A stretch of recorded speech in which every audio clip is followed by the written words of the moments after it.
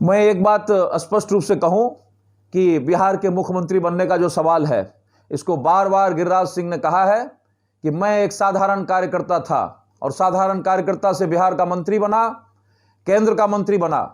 लेकिन गिरिराज सिंह ने कभी नहीं कहा कि हम बिहार के मुख्यमंत्री बनना चाहते हैं। ये वो लोग हैं जो गिरिराज सिंह के बढ़ते कद, गिरिराज सिंह को सबसे ज्यादा बिहार में 7 लाख मत मिला, उससे भयभीत हैं। और ये भयभीत लोग अपना अनर्गल प्रलाप कर रहे हैं और गिरिराज सिंह पर वार कर रहे हैं कि गिरिराज सिंह बिहार के मुख्यमंत्री बनना चाहते हैं। जिस दिन पार्टी नेतृत्व का इशारा होगा, जिस दिन जनता का समर्थन होगा, कोई ताकत गिरिराज सिंह को बिहार के मुख्यमंत्री या किसी अन्य पद पर जाने से रोक नहीं सकती। नमस्कार, इन खबर में आपका स्वागत है। मैं विद्याशंकर तिवारी हूँ। राजनीति में न कोई हमेशा के लिए दोस्त होता है और न ही दुश्मन। मौके के अनुसार ये दोस्ती और दुश्मनी बदलती रहती है। आपको याद है, महाराष्ट्र में बीजेपी और शिवसेना का सबसे पुराना गठबंधन था। लोकसभा चुनाव 2014 में मिलकर लड़े, लेकिन विधानसभा चुनाव आते आते गठबंधन टूट गया और जो पहले शिवसेना का सीएम हुआ करता था वो बीजेपी का सीएम बन गया। 2019 में भी 50-50 चांसेज है, बातचीत अभी चल रही है। लेकिन इसी के तर्ज पे बिहार में एक नई राजनीति चल रही है और अटकलबाजी ये चल रही है कि क्या 2020 में बीजेपी और नीतीश की पार्टी जेडीयू साथ मिलकर के चुनाव लड़ेगी या नहीं लड़ेगी। नहीं लड़ेगी तो फिर बीजेपी की तरफ से सीएम का कैंडिडेट कौन होगा। बहुत सारी चीज़ें चल रही है। उधर नीतीश के पैरोकार जो है डिप्टी सीएम सुशील मोदी हैं, जो हमेशा नीतीश के लिए पैरोकारी करते रहते हैं। लेकिन पैरेलली एक ग्रुप खड़ा हुआ है जो चाहता है कि नीतीश की अगुवाई में ये चुनाव न लड़ा जाए और बीजेपी का वहाँ पे सीएम बने। क्या कुछ बिहार में चल रहा है, इस पर बातचीत करने के लिए हैं हमारे सहयोगी रितेश जी। रितेश जी बताएंगे कि क्या बिहार में चल रहा है, क्या होने वाला है। बिहार में तो विधानसभा चुनाव में भी 1 साल से ज़्यादा का वक्त है। पिछले साल अक्टूबर-नवंबर तक चुनाव हुए थे और 8 नवंबर को रिजल्ट आया था। ये नीतीश कुमार जो अभी एनडीए की सरकार के मुख्यमंत्री हैं, उस समय महागठबंधन के साथ थे लालू यादव के आरजेडी, कांग्रेस, और इन लोगों को बहुमत मिला था। सरकार भी बनी, चली भी कुछ दिन, 2 साल सरकार चली। और जुलाई 2017 में ये तेजस्वी यादव के मसले पे, उनके खिलाफ भ्रष्टाचार के मसले पे, ये आरोप पे छोड़ के वापस फिर से ये बीजेपी के साथ आ गए और दोबारा इन्होंने सरकार बनाई। लेकिन जो 2020 का चुनाव होगा बिहार में विधानसभा का, उसमें अब ऐसा लग रहा है, क्योंकि राजनीति संकेतों से, अनुमान से, इन सब से परिभाषित होती है, तो कि जिस तरह से महाराष्ट्र में 2014 के चुनाव में, उससे पहले मतलब एनडीए बीजेपी की सबसे पुरानी सहयोगी पार्टी जो है वो अकाली दल और शिवसेना है। टाइम टेस्टेड पार्टनर जिनको आप कहते हैं, बाल ठाकरे के समय से, इधर प्रकाश सिंह बादल के समय से। वो 2014 के लोकसभा चुनाव के बाद जब विधानसभा का चुनाव हुआ तो पार्टियों में बात नहीं बनी सीट शेयरिंग पे।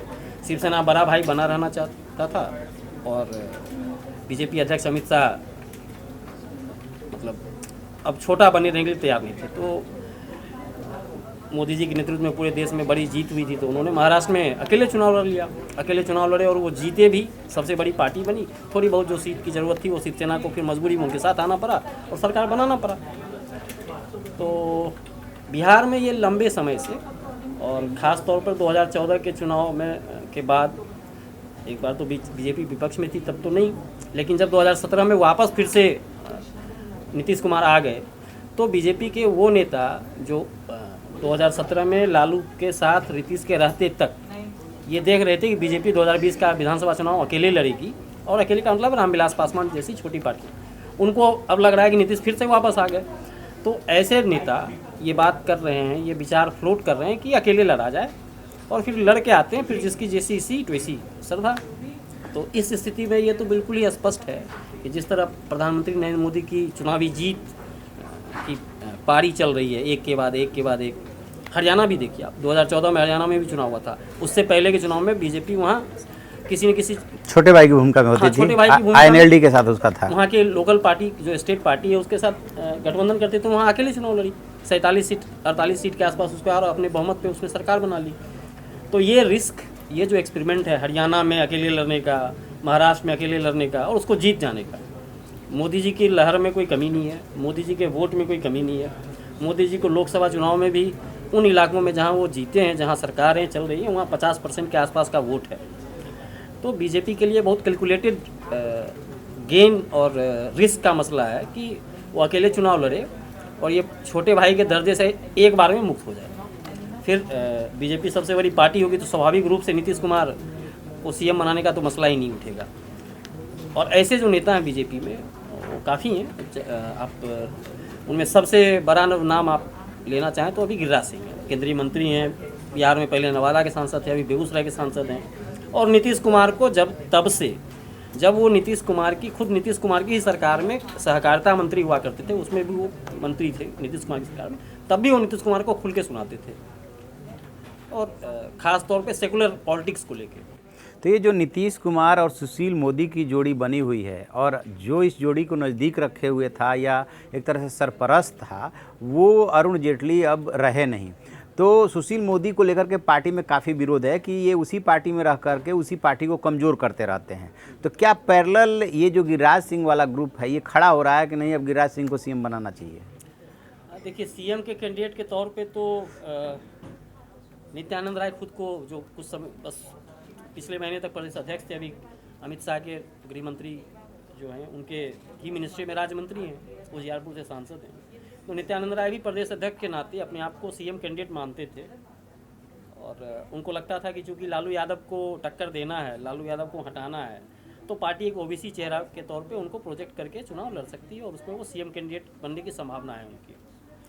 Sushil Modi natural CM candidate हैं पार्टी के सबसे पुराने नेता हैं बिहार में, और जैसे आडवाणी जी एक समय नेचुरल पीएम इन वेटिंग हुआ करते थे, वैसे मतलब बिहार में सुशील मोदी को सीएम इन वेटिंग कहा जाता है, और Giriraj Singh CM in making. हमने 4 जून 2019 को, आपको याद हो तो, एक वीडियो किया था कि सीएम और सीएम इन वेटिंग पर सीएम इन मेकिंग का इफ्तार अटैक, जब गिरिराज सिंह ने एक इफ्तार पार्टी में रामविलास पासवान, जीतन राम मांझी, सुशील मोदी और नीतीश कुमार, ये चारों थे, तो उसकी तस्वीरों को ट्वीट करके कहा था कि कितना अच्छा होता कि नवरात्र पे भी ये लोग फलाहार का इसी तरह का आयोजन करते। इसके बाद अमित शाह ने, बीजेपी अध्यक्ष अमित शाह ने गिरिराज सिंह को फ़ोन करके डांटा था और इस तरह के बयान से बचने कहा था, क्योंकि उसमें एनडीए के सारे नेता थे, और एक केंद्रीय मंत्री इस तरह के ट्वीट करे ये पार्टी के लिए ठीक नहीं था। तो गिरिराज सिंह एक तो उस रेस में है। और देखिए, गिरिराज सिंह के नाम पे एक ट्विटर हैंडल बना है 1 सितंबर को, Giriraj Singh for CM of Bihar, और उसका ट्विटर हैंडल जो है वो है ऑफिस ऑफ गिरिराज। आप अगर नितिन गडकरी का, पीयूष गोयल का, ये सारे जो केंद्रीय मंत्री हैं, काफ़ी मंत्री हैं, आप उनका कई चीफ मिनिस्टर का भी आप देखिए, कमलनाथ का मध्य प्रदेश के सीएम है, इन सबों का एक पर्सनल अकाउंट है ट्विटर पे, और एक ऑफिस का अकाउंट है जो उनके बिहार पे ट्वीट करता है। उसका जो ट्विटर हैंडल होता है वो office of Gadkari, office of Piyush Goyal, office of Kamal Nath. तो उसी तर्ज पे ऑफिस ऑफ गिरिराज नाम से एक ट्विटर हैंडल बनाया गया है, और उस ट्विटर हैंडल पे क्या हो रहा है कि जो गिरिराज सिंह पूरे दिन ट्वीट करते हैं उसको रिट्वीट करना, ट्विटर पे कोई अगर लिख दे कि गिरिराज सिंह सीएम कैंडिडेट तो उसको रिट्वीट कर दो, और नीतीश कुमार को अटैक करो। उस पर फ़ैन क्लब लिख दिया गया। फ़ैन शुरू में जब ये अकाउंट बना था, मैंने 4-5 दिन पहले देखा, उसमें फ़ैन वगैरह नहीं था, अभी उसमें फ़ैन भी ऐड कर दिया गया है। तो अभी भी आज भी उस ट्विटर हैंडल पे नीतीश कुमार को वो बेली रोड का नाम बदल के नेहरू पथ कर दिया गया, इस पर सवाल है। तो ये गिरिराज सिंह ने इस ट्विटर हैंडल के जरिए, उन्होंने खुद करवाया या उनके फ़ैन अति उत्साहित होकर पहले से कर बैठे, जो भी वजह हो, जैसी भी वजह हो, एक ट्विटर हैंडल है, और जिससे खुले तौर पर ये कहा जा रहा है कि गिरिराज सिंह सीएम कैंडिडेट हैं।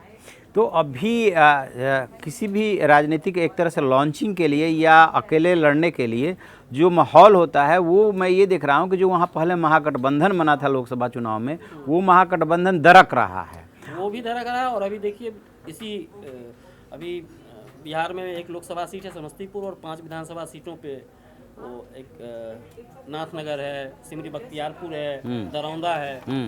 तो इन जगहों पे 5 सीटों पे 5 विधानसभा की सीट हैं और 1 लोकसभा सीट है, उस पर उपचुनाव होने हैं। उसमें महागठबंधन टूट गया है। आरजेडी ने 5 में से 4 विधानसभा सीट के लिए अपने कैंडिडेट यूनिट एक तरफा घोषित कर दिए। इसके जवाब में कांग्रेस ने 5 कैंडिडेट की लिस्ट बना रखी और हाईकमान के फैसले का इंतजार कर रहे हैं। उसके प्रभारी, उसके नेता, प्रदेश अध्यक्ष ये कह रहे हैं कि हम लड़ने के लिए तैयार हैं। जीतन राम मांझी महागठबंधन के कैंडिडेट, उन्होंने नाथनगर में अपना कैंडिडेट उतार दिया है। उन्होंने कहा कि तेजस्वी यादव आरजेडी के कैंडिडेट होंगे, सीएम कैंडिडेट होंगे, हमारे नहीं है। महागठबंधन का फैसला नहीं है। महागठबंधन में 5 पार्टी है। महागठबंधन की एक और पार्टी है मुकेश सहनी की वीआईपी, उन्होंने भी सिवनी बख्तियारपुर में अपना कैंडिडेट देने का फैसला किया और कहा नाथ नगर में हम मांझी की पार्टी के कैंडिडेट को सपोर्ट करेंगे, जहां इनका नहीं होगा वहां हम आरजेडी को सपोर्ट करेंगे। ठीक है। तो महागठबंधन बैठ चुका है। एनडीए में सीवान की सीट पे, सीवान की जो ये दरौंदा सीट है, इस पे हो गया है महाभारत। वहाँ कविता सिंह जेडीयू से एमपी हैं, तो उनके पति को जेडीयू से टिकट मिलने की संभावना है। और जो वहाँ व्यास सिंह है, बीजेपी के नेता हैं, जो लोकसभा चुनाव में 2019 के चुनाव में कविता सिंह का पूरा चुनाव प्रचार उनके घर से चला और कहा गया कि उन दोनों के बीच ये सहमति बनी थी। कविता सिंह के पति अजय सिंह और व्यास सिंह बीजेपी के जो बड़े नेता हैं, उनके बड़े नेता हैं, वो शहाबुद्दीन के उदय से पहले उनके चाचा की तूती बोलती थी, वो दबंग नेता हैं। तो व्यास सिंह के साथ कविता सिंह के पति अजय सिंह की यह सहमति बनी थी कि लोकसभा आप जीत जाओगे तो जो सीट खाली होगी इस पे उपचुनाव विधानसभा का हम लड़ेंगे। अब वो जेडीयू उस सीट पे वापस फिर से अपना कैंडिडेट अजय सिंह को बनाने जा रही है, जिसके खिलाफ इन्होंने बीजेपी के जो उपाध्यक्ष हैं पार्टी में, वो उपाध्यक्ष हैं, उन्होंने आज नॉमिनेशन दाखिल कर दिया, निर्दलीय किया है। इस वक्त तक वो निर्दलीय, 30 तारीख तक नामांकन की आखिरी तारीख है। ये दबाव बनाने की राजनीति है कि हम ये सीट नहीं छोड़ेंगे। और उनके नामांकन के दौरान बीजेपी के जो सिवान के आसपास के नेता हैं, विधायक हैं, सब जुटे हैं। नहीं, विधायक नहीं थे, विधायक का बेटा, किसी की पत्नी, इस तरह से इशारे दिए गए हैं कि भाई किसी पे पार्टी का कोई अनुशासन ना लग जाए, एक्सेप्ट व्यास सिंह। तो व्यास सिंह ने बतौर निर्दलीय कैंडिडेट वहाँ कर दिया और आसार ऐसे हैं कि चुनाव हो जाएगा। तो बीजेपी उनको टिकट देके लड़ाए या वो निर्दलीय लड़ जाएं, लेकिन उनके पीछे पार्टी के लोग हैं और वो पार्टी के बड़े नेता हैं, कद्दावर नेता हैं, इलाके के तगड़े नेता हैं। तो जेडीयू का जो ऑफिशियल कैंडिडेट होगा अजय सिंह, अगर उसको जेडीयू बनाती है और बीजेपी को ये सीट नहीं मिलता, बीजेपी को सीट मिलता है तो व्यास सिंह कैंडिडेट बन जाएंगे, अगर नहीं मिलेगा तो अजय सिंह लड़ेंगे। तो अजय सिंह सिर्फ आरजेडी के कैंडिडेट से नहीं लड़ेंगे, वो अपने बीजेपी के नेता से भी लड़ेंगे, भले वो बीजेपी का कैंडिडेट ना हो, और रिजल्ट उसका जो भी आए। तो ये बिहार में एनडीए में सब कुछ अच्छा चल रहा है ऐसा नहीं है। इसीलिए आप इसको देखिए कि अभी देखिए एक उपचुनाव में ये हाल है कि पार्टी में जेडीयू और बीजेपी को लोग आपस में फिर रहे हैं और ये काफ़ी वहाँ के जो स्थानीय नेता हैं, प्रदेश स्तर के नेता हैं, वो चाहते हैं कि बीजेपी अकेले लड़े।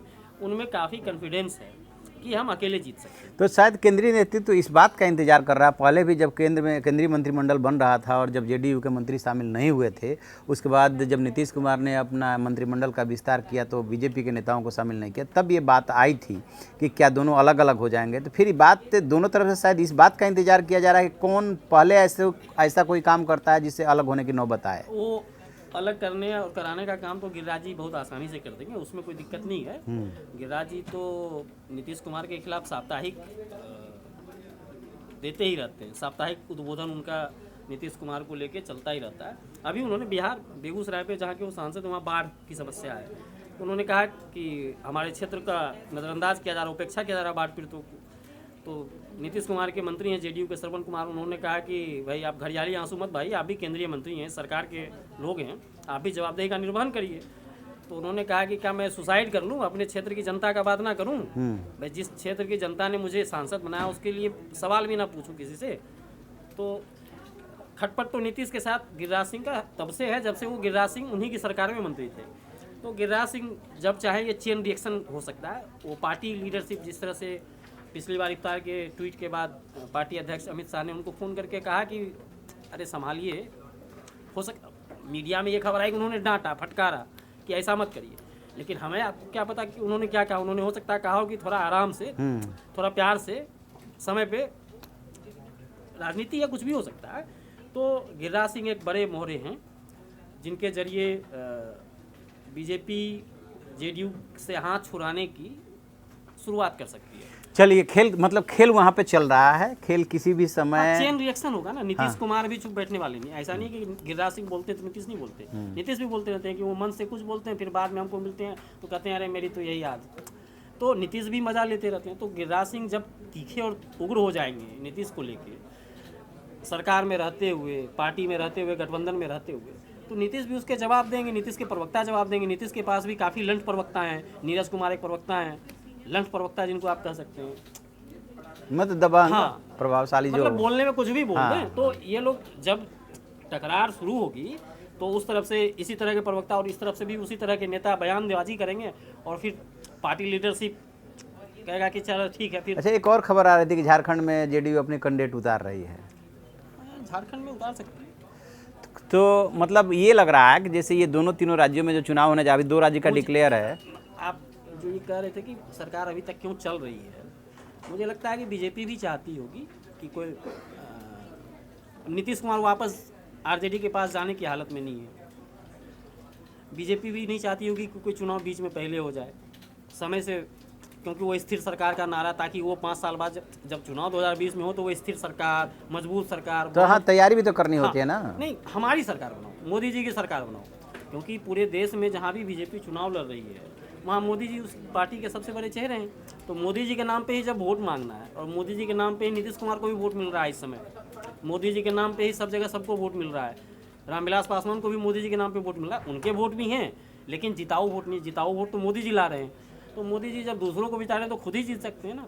तो बीजेपी के अंदर जो काफ़ी नेता हैं, नंदकिशोर यादव हैं, अश्विनी चौबे हैं, काफ़ी नेता हैं जिनका ये मानना है कि अलग होकर लड़िए और अपना सीएम बनाइए। अकेले चुनाव लड़ते हैं और हम जीतेंगे, उनको ये भरोसा है, उनको पक्का यकीन है कि नरेंद्र मोदी के लहर में, करिश्मा में हम अकेले दम पे सरकार बना लेंगे।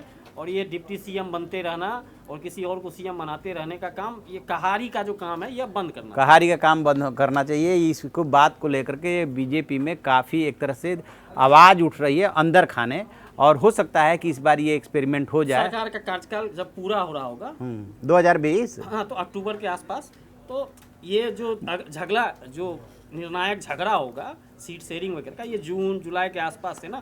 मुझे ये लग रहा है कि जैसे ये 2 राज्यों का चुनाव हो रहा है ना, 2 राज्यों के चुनाव के बाद फिर से 2 राज्यों में चुनाव है, झारखंड और दिल्ली, उसके बाद से बिहार चुनाव के लिए माहौल बनने लगेगा।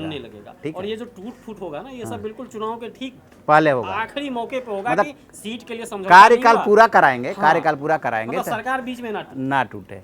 तो एक्सपेरिमेंट तो होगा, संभावना बन रही है। और महाराष्ट्र में चूंकि हो चुका है, उत्तर भारत में बिहार इकलौता राज्य है जहां बीजेपी छोटे भाई की भूमिका में है। वो बीजेपी को कम से कम मोदी और शाह के इस रिजीम में कतई गंवारा नहीं है। देखते हैं आगे क्या होता है, राजनीति कौन सा करवट लेती है, लेकिन माहौल बनने लगा है। जो भी इसमें और अपडेट जानकारी मिलेगी हम आपको अपडेट कराते रहेंगे। देखते रहिए हमारा डिजिटल चैनल इन खबर। Thank you. Bharatiya Janata party Hindi belt में बिहार ही एक ऐसा एकलौता जगह है जहां पर भारतीय जनता पार्टी पूर्ण बहुमत से अपनी सरकार नहीं बना पाई है। इसीलिए कार्यकर्ताओं को निश्चित रूप से यह कसक है कि भारतीय जनता पार्टी की अपनी सरकार बिहार में होनी चाहिए।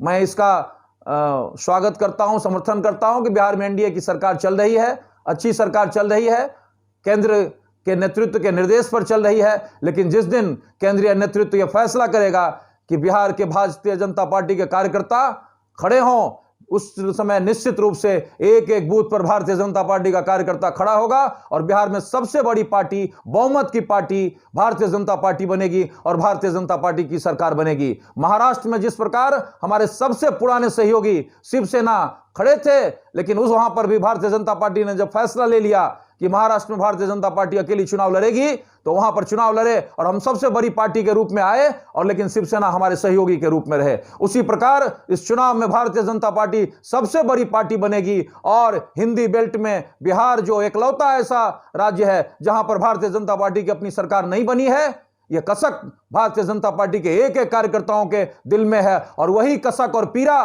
गिरिराज सिंह दोहराते हैं तो लोग उन पर वार करते हैं। गिरिराज सिंह का बयान भारतीय जनता पार्टी के कार्यकर्ता के जज्बात का बयान है, यहां की जनता का बयान है, यहां के उनके समर्थन का बयान है। इन खबर चैनल को सब्सक्राइब करें और बेल आइकन दबाना ना भूलें।